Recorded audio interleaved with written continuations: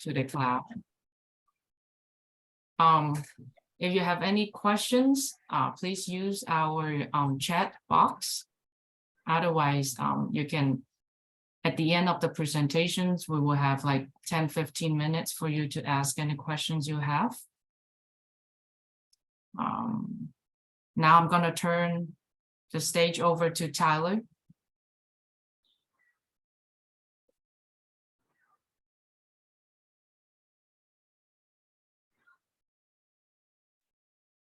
Perfect. Thank you, Jan. I appreciate it. I want to go ahead and say thank you to Jan and Bo Guttridge, both the president and vice president of the National Capital Section. So today's presentation is schedule analysis, methodologies, practice, practicality, and legitimacy. Honestly, that's a lot of words to say that we're going to discuss forensic scheduling today and walk through some of the methods and some of the drawbacks with the methods, how they are performed, and just some general information and guidelines to guide you. Hopefully you go back to your organization, whatever that may be, knowing more than you did when you showed up today, and can go back and contribute something of value that you learned during this presentation. So just the agenda for today, I'm going to go over a quick introduction about myself. We're going to talk about taxonomy and industry references, schedule analysis methods. We're going to spend most of our time just walking through some of our well-known methods. We're going to talk about the importance of perspective. Most, if not all, of the methods that we're describing today are going to be retrospective analysis methods. Then we're going to have some time at the end for questions, conclusions, maybe a little bit of discussion. So I am Tyler Konter. I'm a senior consultant for Point Construction Advisory Group. We are based in Asheville, North Carolina. I have a bachelor's in science and civil engineering from Florida State University. I am a licensed professional engineer in the state of Florida. I'm also a certified cost professional through AACE and a planning and scheduling professional also through AACE. I worked solely, probably 90% of my work is having to do with construction claims and disputes. Day in and day out, with a little bit on the proactive side, but it's mostly when construction projects get to the point of claims and disputes and escalation beyond the commercial level. I presented to construction industry events such as this, universities, Florida State University numerous times, and a few law firms on topics similar to what we're going to be discussing today, like forensic analysis, productivity analysis, issues with dispute resolution, time extensions, and just general project controls. So we're going to start off today just discussing taxonomy and just some industry standards and references. The first one we're going to talk about is our AACE RP 29003. Considering this is an AACE event, I would hope everyone, if not most of us, are familiar with this RP. Essentially, it's broken out into our 9 method implementation protocols at the end. These are, broken down into observational and modeled methods, with the observational being non-modified, whereas modeled is more of a modified method. Recording in progress.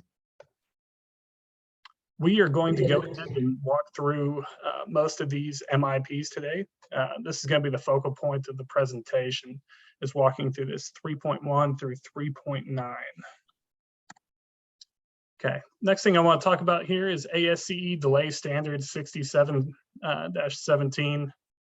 This is a lot more loosely defined than our 29R03. We don't really have a taxonomy of methods. It's more of just a practical list of general guidelines defining what constitutes a critical path delay, things like that. And it's currently being revised as well, so hopefully it becomes a little bit more defined here in the future. For our friends across the pond, we have our SCL protocols. This is very similar methodology to AACE methods. And actually goes into a bit more depth and addresses productivity and some other things involved in claims resolution. one of the things that's very noticeably different about this is the UK-based terminology. What you'll see here, if you look in the requires column, is that we've kind of changed the word schedule to program. They like that word program over there in quantum and all of those other pieces of terminology they use outside the United States. So let's talk a little bit about schedule analysis methods and some considerations we need to discuss before hopping straight into the methods. The first thing we need to discuss is prospective versus retrospective. And on the surface, it can seem overly simplistic to say that we know prospective, you're looking forward, we're anticipating a change that has not happened yet.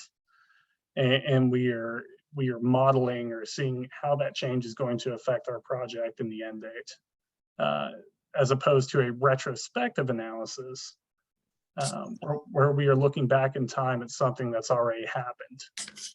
So our goals for this in a time extension evaluation is first, we want to provide a time extension as soon as possible.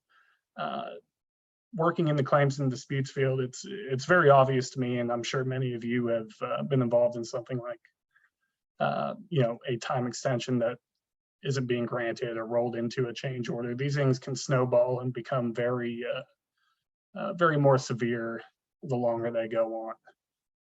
Next two things here is shifting risk to the party best able to control performance and avoiding stepping over dollars to pick up dimes. I particularly like this second statement here.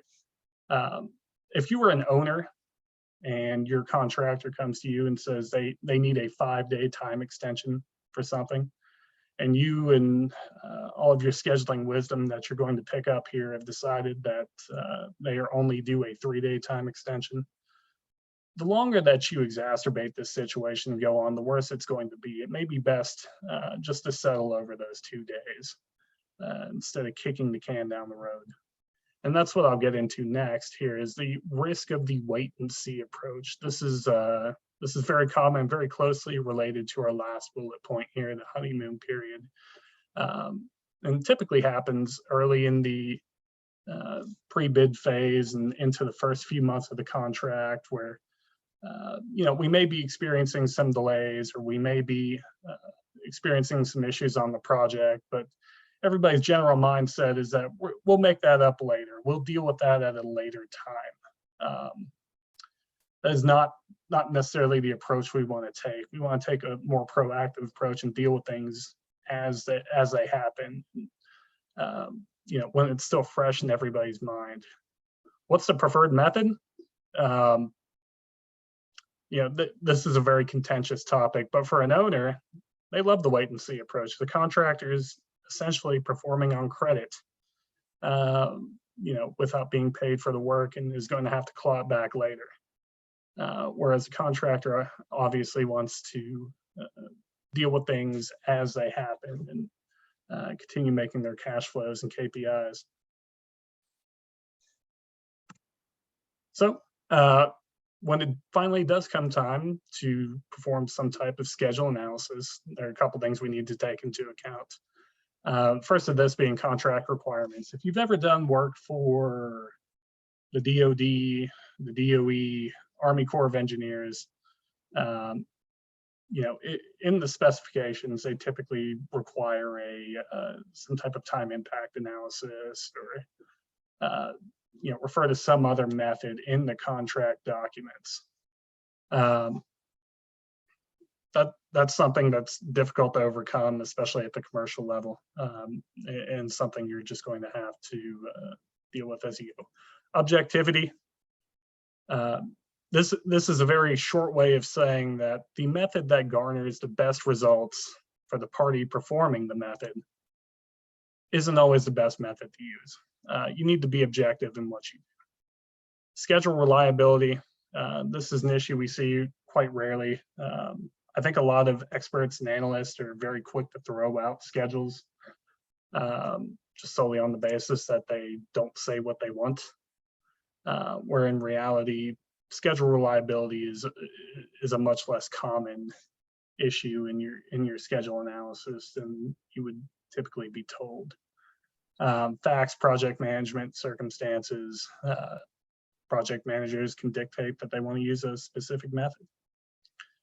Expert preference considerations. This is something that falls into my category a lot. All experts have preferences. All experts have a tried and true way and are able to evaluate the situation. In many situations, the way that they want to perform a schedule analysis is how they're going to do it. That being said, a good expert still maintains some objectivity in what they do and takes into consideration things outside of what their preference is. Couple other things here. Method X is accepted by the courts. I think most, if not all, of these methods have at one point been accepted by a court. So that's not shouldn't be the biggest factor in your method selection. So let's talk about our first method, the impacted as planned. This is about as bare bones as it gets. This is our MIPs 3.6 and 3.7. We also call this the impacted baseline, the time impacted analysis, anything with the term fragment. And if you're not familiar with what a fragment is, it's a pseudonym for a fragmentary network of activities that are going to be implemented into the schedule. How we perform this, we start with an as-planned schedule. The first schedule, obviously typically the baseline. We're identifying delays caused by the parties. We're creating a network to model this, to model these delays. We're noting the project finish date before inserting the fragment. We're going to go ahead and insert it into the as-planned schedule. We're going to note the project finish date after inserting that fragment. The difference in that project finish date before and after insertion is what we typically describe as the project delay. And I have a good example here for a very simple case. We have a very simple network here. We're doing some clearing and grubbing, moving into our site work and excavation. Let's say we get into our site work and we run into some alternative site conditions, and it's going to take us, for this case, 2 weeks to bring in some dewatering equipment. We would create a fragmentary network for the procurement of this dewatering, bringing in a sub to do it and the actual time to perform it. We would insert that into our pre-existing logic between excavation and laying pipe. And being an existing site condition, we typically attribute those as an owner-caused delay event. And when we go to make our extension of time request, our delay is going to be the delta in our project finish date before and after the implementation of that fragment. So what are the pros of this method? It's extremely easy to perform and understand. It really doesn't get more bare bones than this. Typically, this is how change orders are priced, at least normal, typical change orders where there is a schedule impact. It relies on an improved schedule. This is a contemporaneous document that both the owner and the contractor have agreed on. Some of the cons here, this can also be done retrospectively, which makes it susceptible to manipulation. Obviously, one party is going to take issue with durations and where it was inserted, the order of duration, or the order of insertion. It doesn't really take into consideration the dynamics of the project, especially on a larger project that has a very complex network. And it often only considers one party's delays. So once again, with the impacted as planned, when we look at this from a retrospective analysis, we consider all delays for compensability. Delays should be early in the project. We should include delays and schedule chronologically. That's where we get into a stepped versus a global insertion. What I mean by that is, do we implement all of the delays at a single time, or do we put one in and see where our project date is? our project completion date is, insert the next delay, and so on and so forth. You always want to take a stepped approach versus a global insertion. Identify all fragment and other changes in the analysis. Consider if significant schedule flaws exist. These are things that are going to carry over to all of our impact methods. The order of insertion affects the outcome and delay results. Here's a very good example here. If we have a contractor delay and an owner caused delay, if we insert our contractor delay, we are going to measure an impact and a time extension. Now, if we go ahead and in our stepped insertion, insert our owner caused delay, it's going to be masked or covered up or less severe than our contractor delay, and vice versa, depending on how they're inserted. And I'm sure the question many of you are having right now is, how do you know which one to insert first? And that's going to be based on factors outside of the schedule. That's going to be when the impact was known about, how severe the impact is, but mostly when the impact was known about. So our next method here is the retrospective TIA. This is very, very similar to the impacted as planned. One of the main key differences here being that it's often deployed in schedule updates and not a baseline. It's the same MIPs 3.6 and 3.7. We have very similar pros and cons. Once again, it's easy to perform and understand. It relies on approved schedules, which can also be problematic if you have schedules that have very significant revisions to them from one update to the next, trying to implement some of these impacts across a variety of schedules. Once again, in the cons, this can be very susceptible to retrospective manipulation. It may change the contemporaneous critical path. We may conflict with contemporaneous communications and affects the decision making. And once again, it often only considers one party's delays.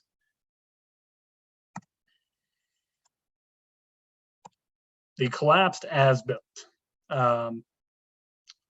If everything we were talking about up till now was a Honda and Accord of schedule analysis methods, this would be the 1988 Fiero. This is the polar opposite of the retrospective TIA. Instead of inserting a delay, we are collapsing or removing a delay. This is MIPs 3.8 and 3.9. This is subtractive modeling, and it's called that for pretty obvious reasons.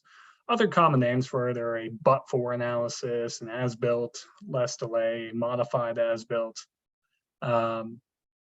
This isn't used prospectively. This is definitely a retrospective method. So our basic steps here we're going to create an as-built schedule. We are starting at the end of the project using actual starts and finish dates. And these activities are tied together based on the actual performance sequence. We're identifying when the delays occurred in the activities. We're eventually going to remove these delays. We're going to note the project end date prior to removing the delays. And ultimately, when we remove them, we're going to see, in most cases, project completion date recover a bit. And that's going to be how we measure our delay. And I have a nice example of that here where we have an owner caused delay event. And once that delay event is removed, we bring back our backfill as a but-for. This is when the project would have completed, but for this owner caused delay event. And that may sound great. It makes a lot of sense if you don't really dig into it and think about it. Some of the pros here, often it requires a lot of time to rebuild. There's a lot of retying of schedule logic in this, in the as-built schedule, and prepping for the collapse exercise. And like I said, it has the appearance of a practical process, but it's highly subjective. And like I said before, anytime you're removing a delay event, You know, it can be highly subjective. We're ignoring the dynamics of scheduling and CPM. We're not taking into account how the schedule has changed over the course of the project. We're going in there and we're yanking out an activity or a duration, and not really taking into account the dynamics of schedule from that point on in the project. You know, just generally, planning and scheduling is a prospective process. It's forward-looking. We're really ignoring that when we go into an as-built schedule and start yanking things out and working in reverse to how we would typically plan a project. And similar to the impacted as plan, the order of removal affects the outcome and delay results. If you have a owner-caused delay and a contractor-related delay, your stepped insertion is going to have an impact on how that delay is attributed to each party. My best advice here is to avoid using this method. All right, method 4, the as planned versus as built. This is a fantastic method if you are renovating your bathroom with your residential contractor. It's great for short and sweet projects. And as I know, we're all project controls professionals or somehow closely related here. And we're going to hold our residential contractor to provide monthly updates and a P6 cost and resource loaded schedule, right?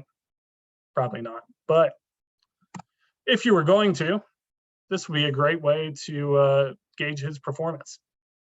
So this is used retrospectively, also known as the as plan versus AP versus AB, plan versus actual. These are our first two MIPs, 3.1 and 3.2. They're static logic, and you'll see why in a second. Our basic steps, we are starting with the as planned schedule. First schedule, baseline, whatever you want to call it. We're identifying the as-built information, preferably from our as-built schedule. Sometimes that's not the case, and we have to work off photos, meeting minutes, daily reports, things like that. We progress the plan versus actual through time for all activities and measure delays to the path. We continue the process through the end of the project. And here's a good example of this. Here's our as planned schedule, and we have grading, utilities, and slab with an original duration of 71 calendar days. We have framing as a finish to start relationship going from 26 January to 11 March. Yet another end-to-end relationship into MEP and interior finishes for a 100-day duration. And here's how it actually turned out. As you can see, we have late starts, late finishes, out of sequence work, and this is all stuff we need to take into account when we're measuring delay, performing the as planned versus as built. What we'll see here is that, yeah, we have a 50 calendar day delay to our utilities. We have a 15-day late start. We continue the relationship, and we're finished to start with framing, which is now pushed out because of the delay to grading utilities and slab. And we have a late start of 30 days.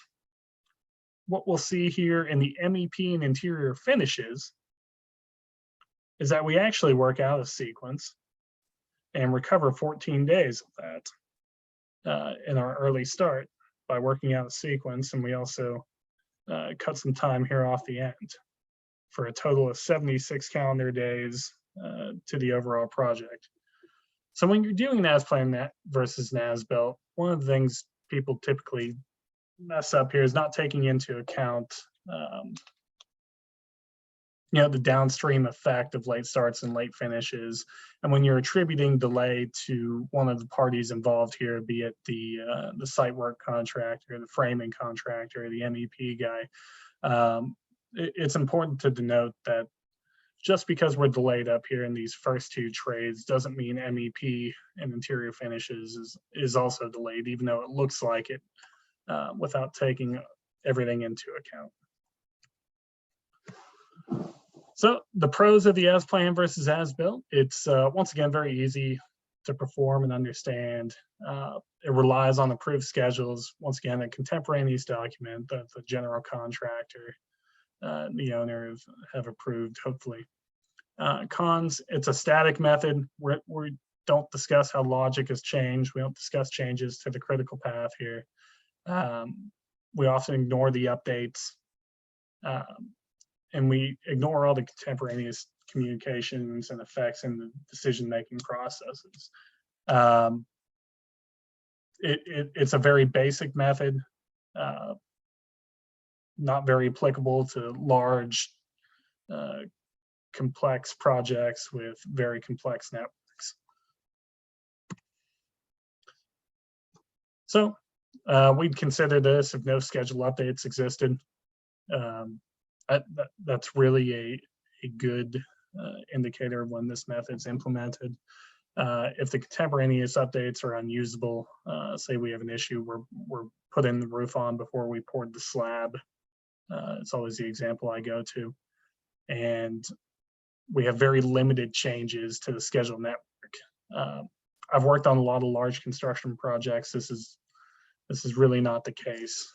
Typically, there's a good amount of changes, especially in a large, complex network. It's a simple analysis needed just for an easy comparison. All right, so if we discuss the Honda and the Toyota schedule analysis methods, we talked about the 1988 Fiero analysis methods. This is Method 5, this is a contemporaneous update analysis, and this is the Porsche. This is used retrospectively. It has some similarities to the as planned versus as built. We call it the half-step analysis, the micro as planned versus as built. I've never heard that one. Bifurcated analysis. This is going to be our MIPs 3.3, 3.4, and 3.5. And what we'll really get into the details here on is going to be this MIP 3.5 or the bifurcated half-step analysis. So our basic steps here, we're going to start with our as-planned schedule or a baseline. We're going to identify as-built information. This is going to come from the adjacent schedule update. Say on day 1, we have our baseline schedule, and on day 30, we're at month-end reporting. We've implemented all of our changes and revisions. That's going to be our next update we use to identify progress information. We are going to progress the plan versus actual through time for all activities. We're going to measure delays to the critical path. This is the progress portion of the bifurcated analysis. We are going to stop at the next schedule update, compare the schedules, and identify schedule revisions. We're going to identify the revisions specifically affecting the critical path. And then we're going to go ahead and repeat the process through each period against each concurrent schedule update. So here's a good graphic to describe this. If we start in May here and we have a baseline, we have 14 schedule updates, and then we have a final as-built out here in August of 2022. We are going to be using 16 schedules in total. And what this does is bifurcate between progress and revisions in each of these periods to where we can measure how far a contractor is being delayed in its progress or recovering its progress versus how much is being changed in each contemporaneous schedule update. So, and I'll get into this in the pros and cons, we're considering the dynamics of the schedules on the project. By doing this, we are getting deep into the weeds into how the project has changed over time, incorporating new activities, change durations, changes in scope, things like that. We're following the planning execution sequence of the project. Like I said before, that is a forward-looking or prospective process. We're identifying forecasted mitigation and acceleration when it occurs. And like I said before, we are reconciling changes in the plan with changes to the project. So the pros of this, like I said, we are incorporating it in moving with the project as it goes through time. It also maximizes the precision of the progress and revision measurements. Because we're using so many schedules, we're able to ascertain what our progress delay was for each period, as well as what our revisions were. It also maximizes objectivity. Uses what was communicated among the parties. Obviously, we have to substantiate that the schedules were reliable. This is, in many cases, an automated process with expert and analyst checks in play, especially in my case. This is a method I use nearly on a daily basis, and it can be partially automated. Some of the drawbacks of this method, if we have unreliable schedules, once again, this is a very rare occurrence. This is also a more advanced schedule analysis technique. This requires, if you do not have the capability to automate it, it can be very tedious and arduous. And the analyst must be able to understand and explain the schedule revisions when we look into that portion of the analysis. So once again, the 3.4, the bifurcated half-stepped updates, we split progress and schedule revisions. Actual progress is based off three things: actual starts, actual finish, and remaining durations. Or schedule revisions, which are going to happen at the end of each contemporaneous period, are going to be things like deletion of activities, decreased durations, changes to constraints, changes to activity names, things like that, leads and lags. So here's a good example that would describe this. We have two periods here. We have our better period, where in the months leading up to November 30th of 2010, it does not look like, and I'm not sure if everybody can see this, the completion date is on the y-axis here. It looks like we are, for the most part, retaining the project completion date.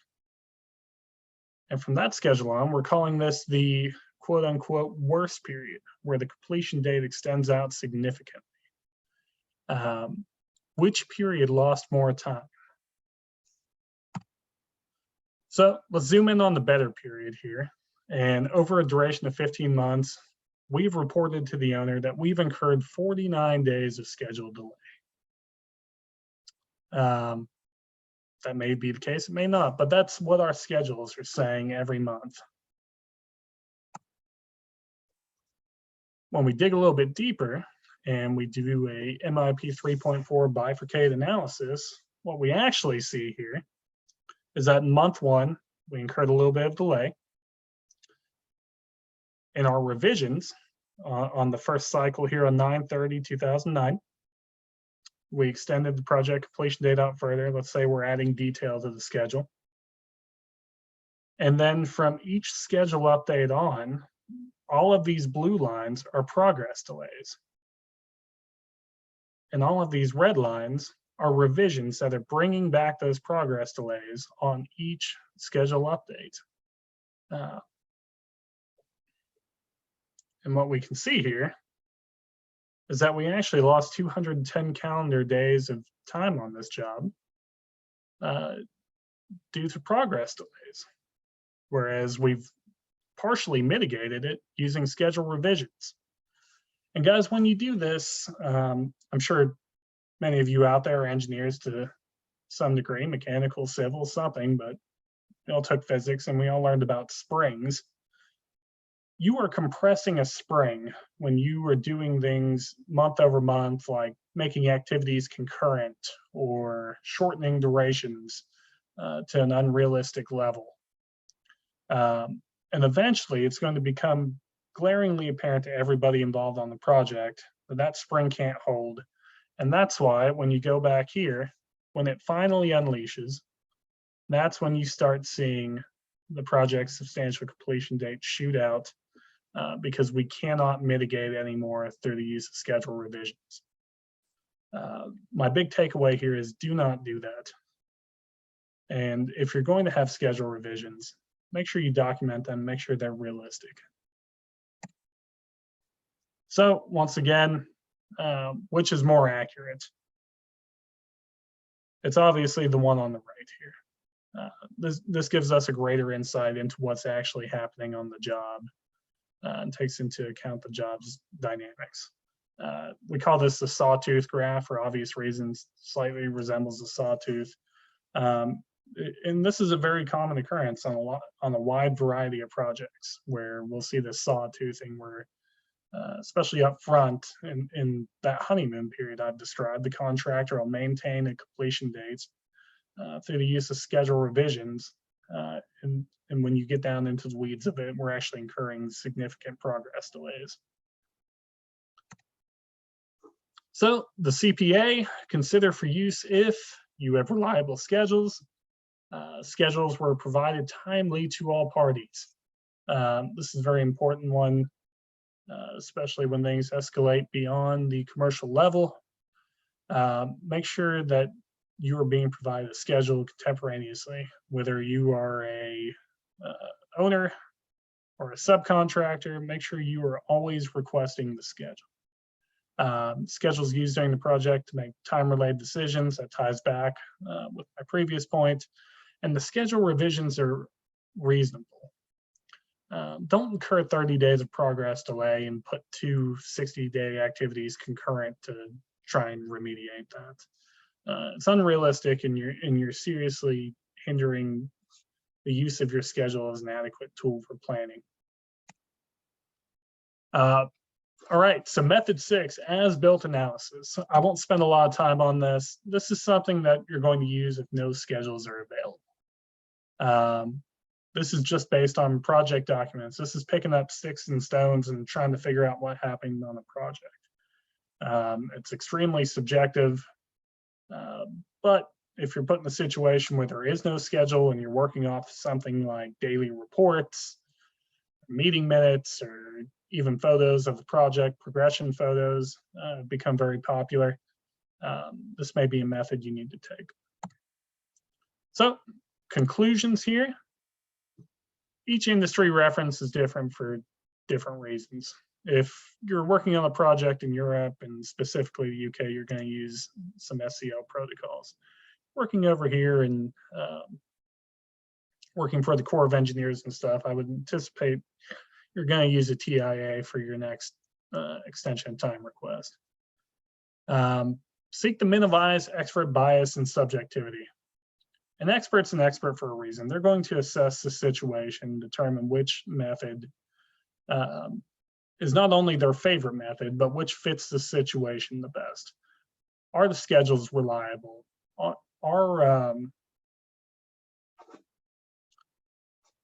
Is this something that has been communicated to the owner? Study the scheduling process, submissions, and communications. Once you hit that send button, when you have compiled all of your data, if you're a scheduler for the month and you send it out, let's say you're working for a general contractor and you're submitting to the owner. Once that schedule is out, it's out. Be very wary of that and what you put into those schedules and really understand the submission process. So just a little caveat here, the general order of preference in my point's opinion. The CPA is by far number one. It provides the most information. It takes into account a multitude of project dynamics, changes in logic, like I've mentioned before. The as-planned versus as-built is always a go-to as well, followed by the retrospective TIA, the impacted as-planned, and these are all if schedules exist. If no schedules exist, honestly, you're really stuck with that as-built analysis. Note here that the collapsed as-built is not an option for anything. I don't care if you don't have any schedules, you're not using it. Perfect. questions, concerns?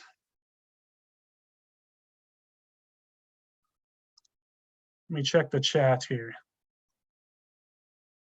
Yeah, Tyler, I think we have one, like couple questions, in the chat box.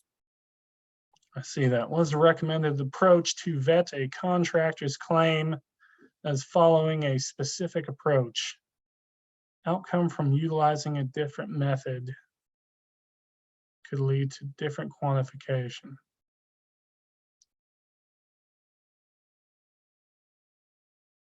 Okay. What method? I suppose it depends on what method this contractor is using. If they're using an impacted as planned, that's going to be very different than if they're using a contemporaneous period analysis. Because we don't have any other information here, I'll say that if they're using an impacted as planned or something like that, some things you're going to look into is the duration of the activities that they're implementing into their network. And maybe even more importantly is the logic ties they're using and how they're tying that in. Are they fabricating a critical path or creating a new critical path from what may be seen as a minor delay? Some of the things you want to audit in that situation may be how they derived the durations they're putting in and kind of their basis of how they've implemented it into their existing logic. Whereas if they're providing a very detailed contemporaneous period analysis, I think your questions are probably going to be fewer and more along the lines of questions regarding their schedule revisions.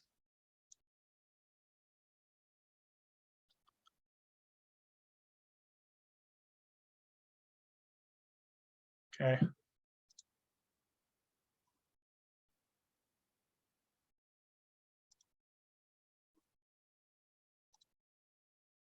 I have another question here from the same individual. In the contemporaneous period analysis, what is the approach if the baseline is revised with a recovery schedule that's substantially different from the original baseline? Especially in the overall analysis, like the sawtooth graphic that was presented. Okay, I think this is very dependent upon whether or not this recovery schedule is part of a rebaselining effort or not. If it's part of a rebaselining effort, then that is your baseline. We're going to move on from there. If it's not, then we're going to continue on with our original baseline.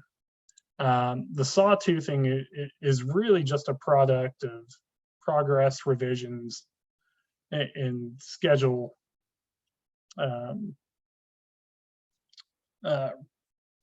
Progress delays and schedule revisions. If we're going to continue on from the original baseline, you're obviously going to have a significant sawtooth somewhere in that schedule where you've done your rebaselining effort, and that's just going to be noted. And from the bottom of that sawtooth, we can continue measuring delay.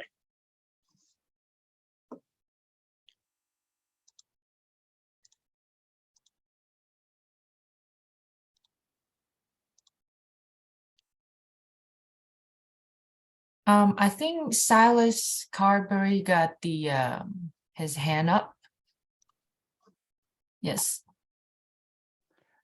Yeah, I was wondering if, from your experience, the viability of doing these types of schedule analyses when you're not provided with the actual schedule files. I've worked for owners, GCs, and subcontractors, and as I'm noticing a trend where the GC provides PDFs, but not actual schedule files.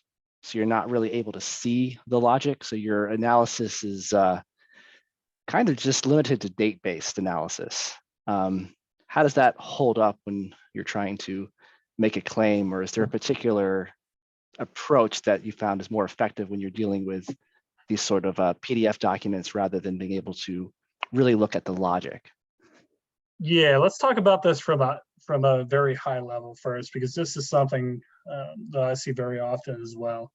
The first thing let's say in your hypothetical situation, you're a subcontractor working for a GC, and your GC does not want to provide you with a P6 schedule in an XCR format or a .mpp, whatever, what have you, whatever you're using. There is a reason for that. And you as the subcontractor, you as the scheduler for the subcontractor, the PM in some cases, need to make that written request to get an XCR every month. Whether or not the GC responds doesn't matter. Most contracts will have a clause in it that says that the project schedule, the master schedule, is supposed to have input from its subcontractors. So regardless of whether or not you get a response from writing these notifications and serial letters, doesn't matter. It's just important that they exist.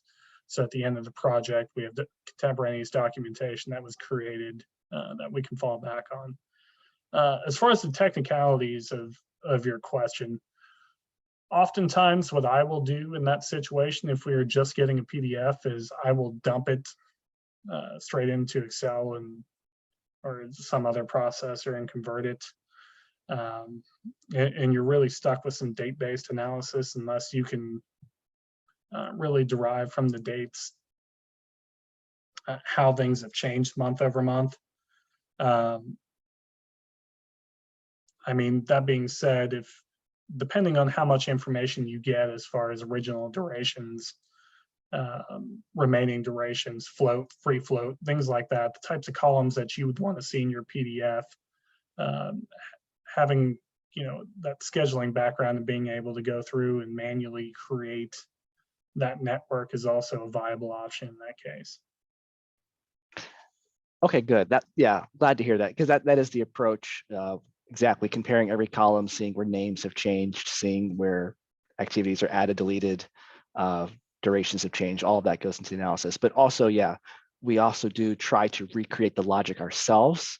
And I just wasn't sure if that was an exercise of futility or if there is potentially benefit to that. Thank you. Excellent comments. Thank you. Appreciate it.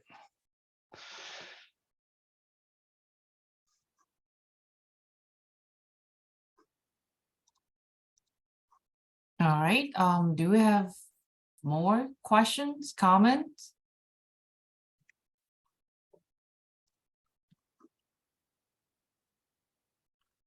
I have one typed in the chat box from Mark. Looking at these methods, most of which are retrospective, what drives an owner to accept a delay and grant extensions in a timely manner? Of course. Mark, that is an excellent question. I think, hopefully if I ever get the opportunity to do a part 2 on schedule management on a project, this will be a good topic to discuss. Honestly, you want to get in front of things prospectively as much as possible. That's why I discussed prospective TIAs and things like that. What drives an owner to accept a delay and grant extensions in a timely manner?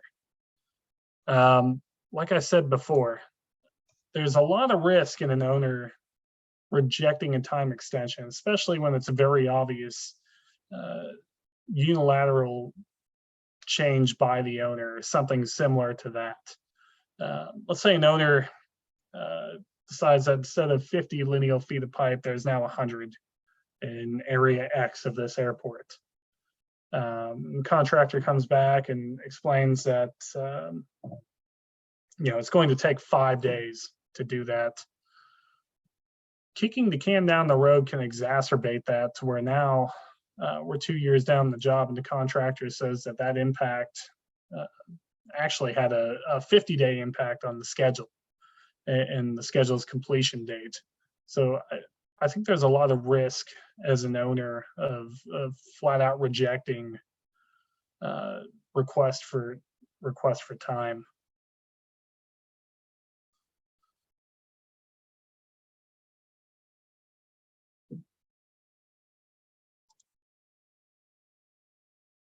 I'm gonna read it out loud. Awesome, thank you from Mark. Any other questions? from Richard. Wouldn't owners be better served by improving their due diligence in baseline schedule assessment instead of retrospective analysis? Richard, I think what you're getting at here is that owners should audit the baseline as opposed to dealing with extensions of time and things like that at a later date. Is that correct?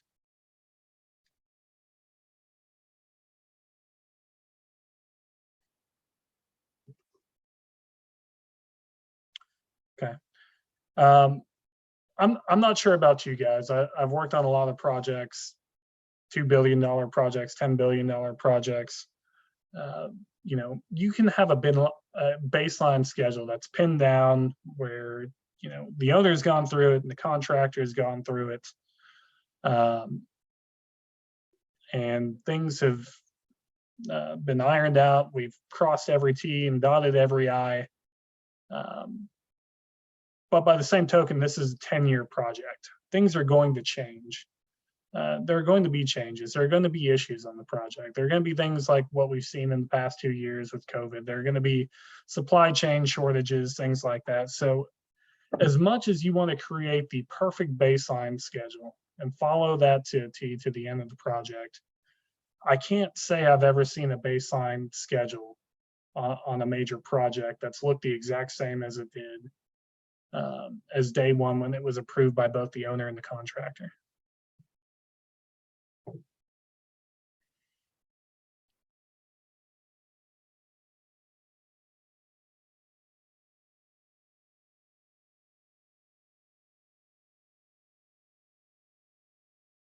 All right, response from Richard say that's fair. Any other questions? From Levon, have you experienced, this is a message to, I guess, didn't type out in the chat box, but it's a message.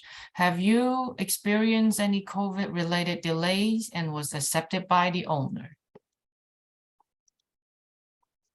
Yeah, I've been dealing with COVID delays for the past, where are we going on, 2.5 years now. These vary widely by jurisdiction, depending on kind of the background as to what these delays are. In some instances, it's a private owner who shut down the job at their own discretion. In some cases, it's a state entity that shut down a job or delayed a job or provide a stop work notice.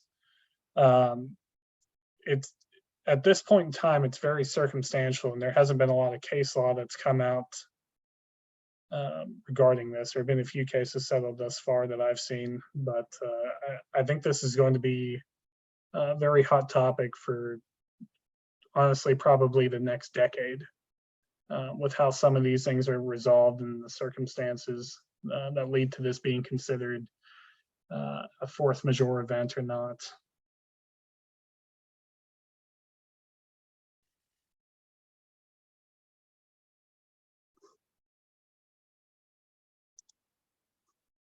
All right. Any other questions, comments? These are great questions, by the way. Great answers from Tyler as well.